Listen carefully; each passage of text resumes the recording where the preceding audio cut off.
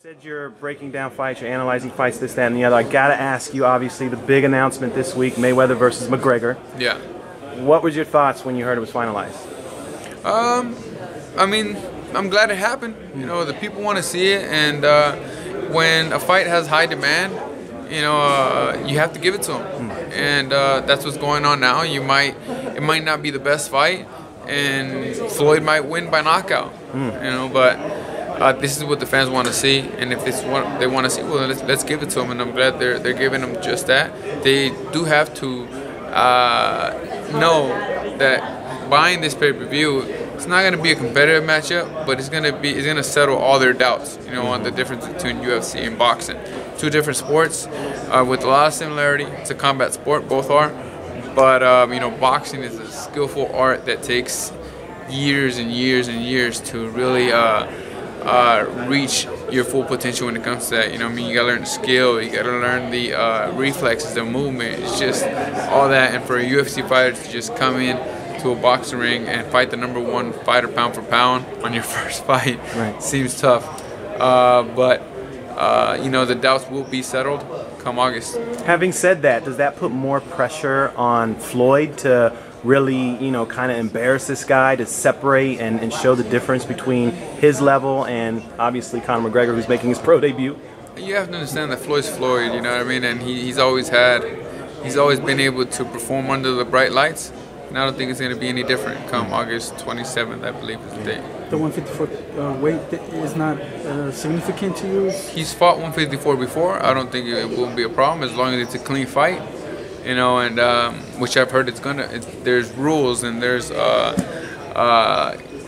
contract that they need to both abide by where it has to be a clean fight in a boxing fight. Do you think there's anything, I mean, obviously it's boxing, all it takes is one punch. Is there anything at all Conor McGregor could potentially do to, you know, maybe upset Floyd? I mean, can he bum rush him? I mean, is there any type of strategy he has? Or try and land one lucky punch, you know what I mean, and win by knockout. That's the only best outcome that could be for him, is winning by knockout and with the lucky punch. But keep in mind that Floyd is a little older, but I still believe he is performing at a very high level. As soon as he came back into the boxing gym, I heard he was sparring. So, you know, I think that he should be fine. You talked about how it takes, you know, a certain number of years in order to hone the type of skills it takes to be at this level. You know, obviously a lot of MMA fans are going to argue, well, you know, he boxed as an amateur and he's been boxing since he was young. Can you kind of elaborate on, like, what you mean when you talk about the dedication it takes just to hone this single craft and to be able to deal with the different nuances, the feints, the counters, the footwork, and all that stuff? I'll tell you what, I've been knowing Mikey Garcia since we were 13, 14 years old, competing in the amateur nationals, regionals, and state championships. I've been knowing Terrence Crawford since we were just about 14, 15, performing and fighting in the national competitions. You know what I mean? This doesn't just come overnight. You know what I mean? It's a long process for you to learn how to move left, move right, and know how to plan 3-4 steps ahead.